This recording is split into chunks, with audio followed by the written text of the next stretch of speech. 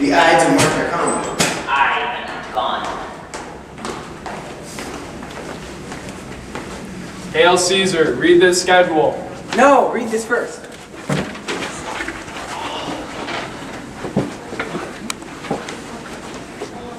I, most mighty Caesar, I beg you to repeal the banishment of my brother. I cannot be moved by flattery, which might move an ordinary man.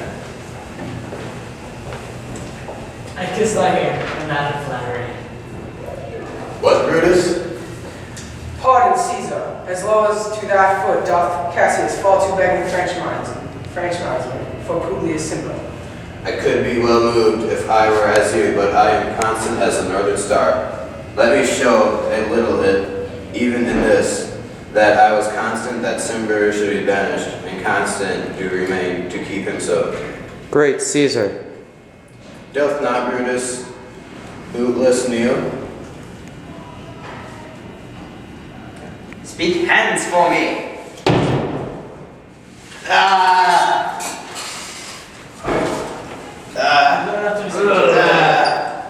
Et tu, Brute? Then fall, Caesar. People and senators, be not afraid. Ambition's debt is paid. Go to the pulpit, Brutus. Where is Antony? He fled to his house amazed. Stoop, Romans, stoop. Let us bathe our hands in Caesar's blood.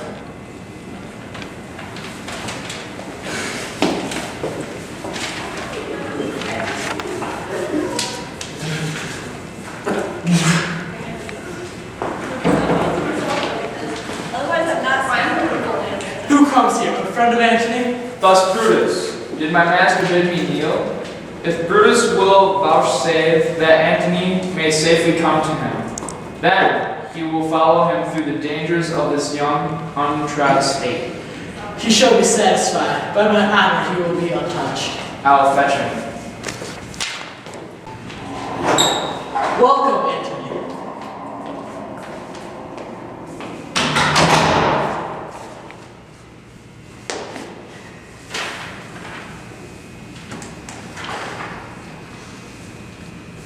Let each man render me his bloody hand.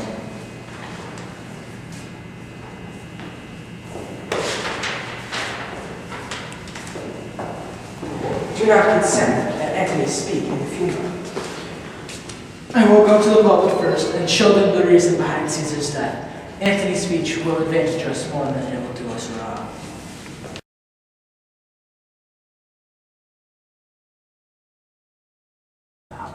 The noble Brutus is ascended. Silence. Romans, countrymen, and lovers, hear me for my cause, believe me for my honor, and respect me for my honor. Had you rather Caesar were living and die all slaves than have Caesar dead and live as free men? As Caesar loved me, I weep for him. As he was fortunate, I rejoiced at him. As he was valiant, I honor him. But as he was ambitious, I slew him.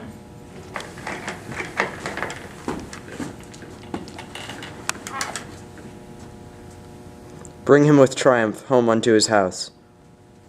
Caesar's better part shall be crowned in Brutus. Or bring him to his house with shouts and clamor. Go, countrymen, let me depart, and for my sake stay here with Antony.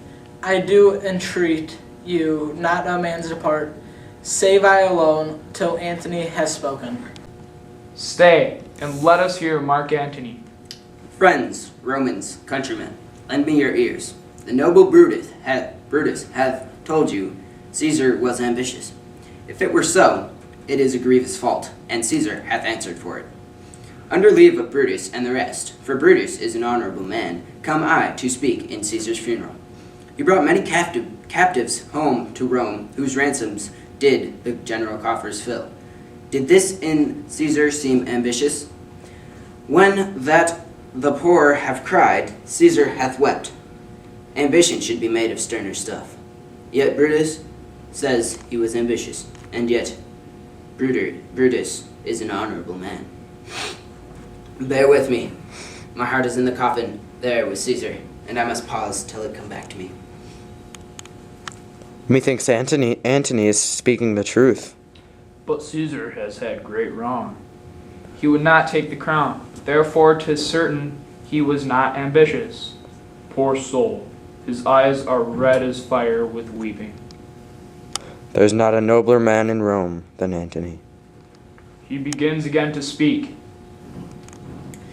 If I were disposed to stir your hearts and minds to mutiny and rage, I should do Brutus wrong, and Cassius wrong, who, as you all know, are honorable men. Here is a parchment with the seal of Caesar. I found it in his closet. 'Tis his will, which I do not mean to read. Read the will. We'll hear it, Antony. I fear I will wrong the honorable men whose daggers have stabbed Caesar. They were traitors. Here is the will under Caesar's seal. To every several men, 75 drachmas. Moreover, he hath left you all his wakes, his private arbors, and new planted arbors on this side Tiber. Most royal Caesar, will revenge your death. Go fetch fire. Pluck down forms, windows, anything. Sir, Octavius has already arrived in Rome. Where is he? He and Lepidus are at Caesar's house. Then thither I will go to him.